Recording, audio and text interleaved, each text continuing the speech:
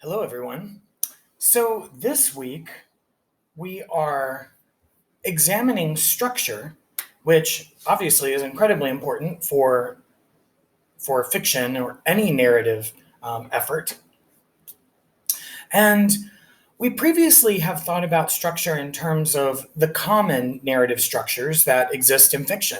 And we explored why they existed and what makes them efficacious, and knowing full well that there is a full array of structures that can be applied to a narrative just depending on the intent of the story. And so we looked at some structures that have been successful and popular for various fiction writers.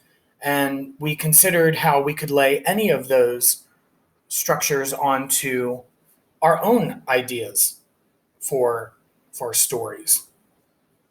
This week, we're actually looking at how we can experiment, but not necessarily with a new structure or a designed structure, but instead one that pre-exists. And this is something that has grown in popularity for narratives, specifically in the last roughly 50 years. And I wanted to give some kind of foundation for this, but you can tell from the readings that we are reading this week that they utilize structures that have already existed and apply it to this kind of new devised narrative. And it has to do with this idea of scenography recapitulating cosmography. So that's just a really fancy phrasing for a pretty basic but really compelling premise in cultural production. Scenography recapitulates cosmography. Sceno, right? Scene, ography, recaps cosmography, worldview. And that's exactly what it means. It's the condition of where artistic forms reflect the dominant worldview of the society or culture at that time. Now, typically we think of, worldviews as being, these ideologies that really establish a culture, like dominant religions, governmental structures, economy, environmental influences, right, that affect the way that people behave. But artistic forms can also reflect more immediate moments in a society or culture, especially when there's a shift. And so how we come to be using pre-existing structures for our artistic forms largely is inspired by what happens during World War I and II. The World Wars kind of had a deep effect on the artistic production in the West, because they were cataclysmic, right? And they invoked in many at that time, especially artists, that the celebration of nationalism, which is what, of course, inspired the wars, somehow, derived from divine providence. And that, we had this idea that nationalism was somehow related to the divine, right? You can think about the conquistadors. You can even think about, the Star Spangled Banner or America the Beautiful, right? I mean, there's always this kind of connection to God watching over the nation. Well, that was not as foolproof as it was once understood, because the world wars made us really question that idea, right? That, maybe there wasn't a rightness to war after all. Maybe it wasn't about divine providence or, God being behind a nation, because that's what they all argued. And yet all of them were fighting one another. So there was obviously a multiplicity happening, and it was disturbing. And so you can imagine that shift in ideology, for the world wars could also shift the way that artists were making art.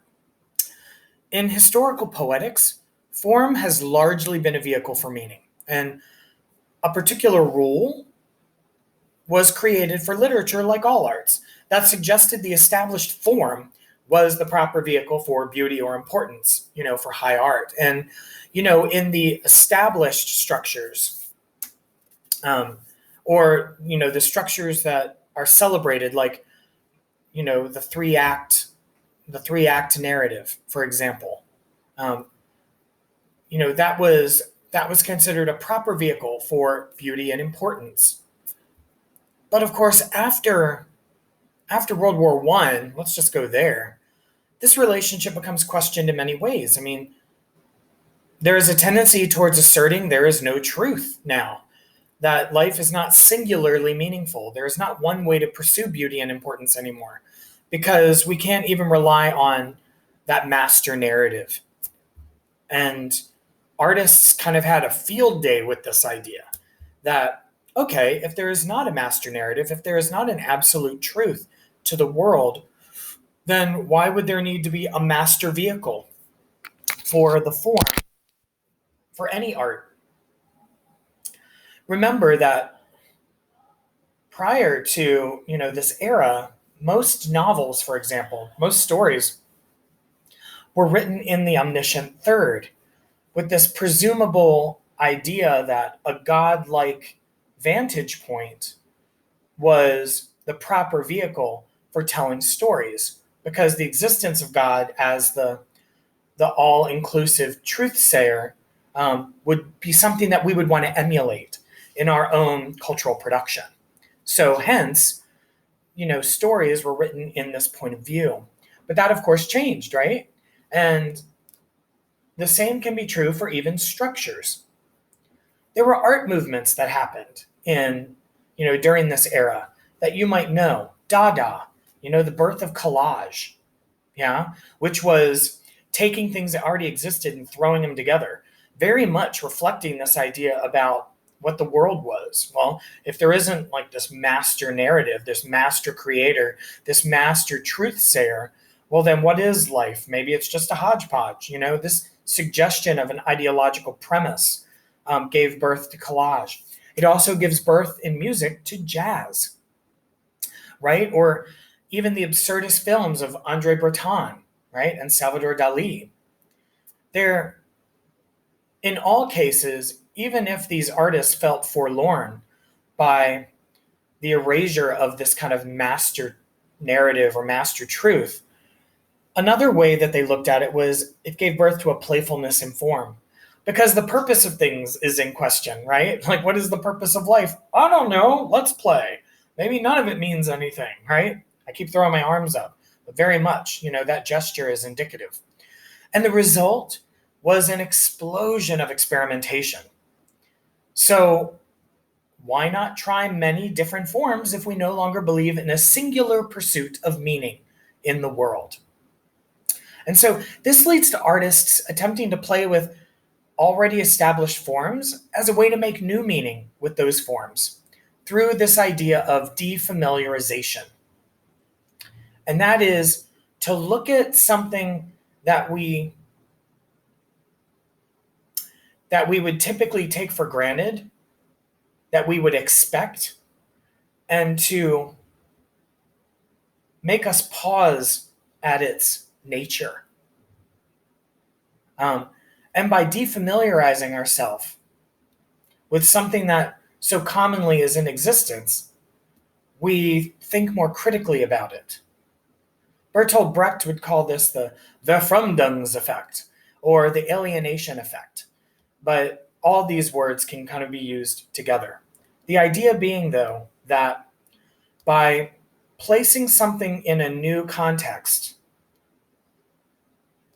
you look at it phenomenally, even though it's something that is so familiar you typically don't. And that's what collage was doing, right? It was juxtaposing images that don't normally go together and making us think about the relationships of those. So you think of Kurt Schwitters and Hannah Hoche and those artists. And, by creating those juxtapositions, we have a different kind of experience with these rather mundane things, or things that typically had had a meaning. We were now kind of thrusting them into spaces where we reconsidered the value or the elements of the thing. Sorry, I'm speaking so abstractly, but I'm talking about all cultural production um, and how it inspires literature. Then you enter the ready-made forms. So you all might be kind of familiar with the ready-made. I mean, think about Marcel Duchamp's urinal in the museum space. Yes? We all know that with Armut written on the side. A urinal was tilted on its side and put into a museum, and all of a sudden it's called art, right? This is defamiliarization, right? It's a urinal.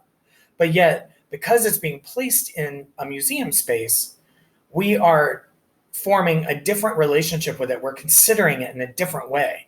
And the artists of this time were very much into this. And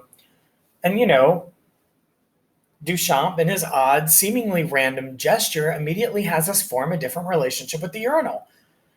It defamiliarizes the object and forges a different meaning for it.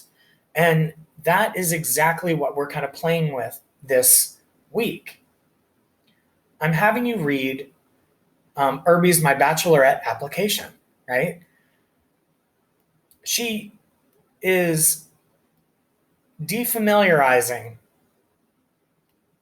what it means to value oneself by telling a story through an application, right? We're all very familiar with filling out an application. Well, usually it's a precise way to affirm your validity, your value, right? You're applying for something. You're trying to put your best foot forward.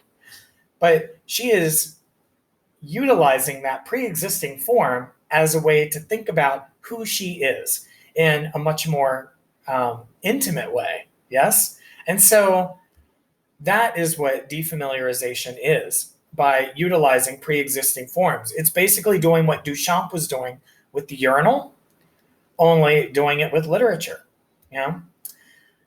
The same can be true of Nico Tangora's story, Show Hole, which I know is a little explicit, but we're all adults. And it's a master utilization of defamiliarization, because we are using the Choose Your Own Adventure books, which are stories for children, right? We typically read them as, this kind of fun, performative way of telling a story. Only Tangora is applying it to the sexual value of an adult, and in particular of a homosexual adult, in the age of social media and apps. Yeah. So both of these stories are kind of looking at adult value, certainly in relationship to the romantic space and the age of the internet. And yet they're using these pre-existing forms that are not usually put into these particular contexts. And so it immediately creates the defamiliarization, so that you're looking at the stories in a different way. You're looking at the value of the characters in a way that is defamiliarized. And that is what the use of pre-existing forms can do, because we already have a relationship with them, but we are placing a different context within them. And it makes us think critically about what we're reading in a way that we might not otherwise do if it was more of a traditional narrative form. And so play with this. Yeah. We don't necessarily have to enjoy this particular narrative device, but it could produce really interesting results.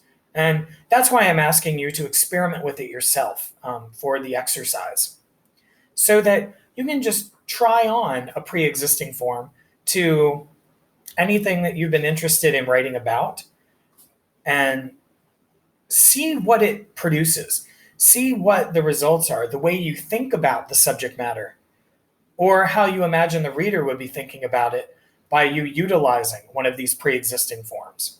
And that could be anything. I mean, it could be an application. Um, it could be an IRS document, right?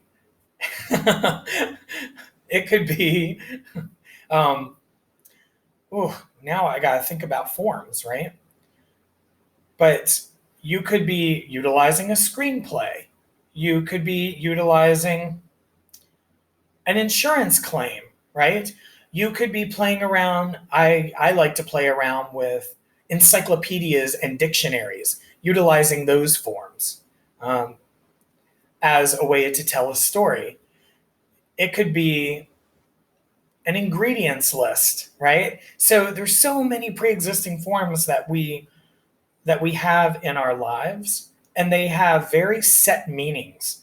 So by laying your own narrative on top of one of those forms, you create that collage that defamiliarizes and allows you to make even more meaning. Try your hand at this. Have fun. That's the goal, right? To have fun with any of these exercises, because all writing is an experiment, and this just really underlines the experimentation. Have fun.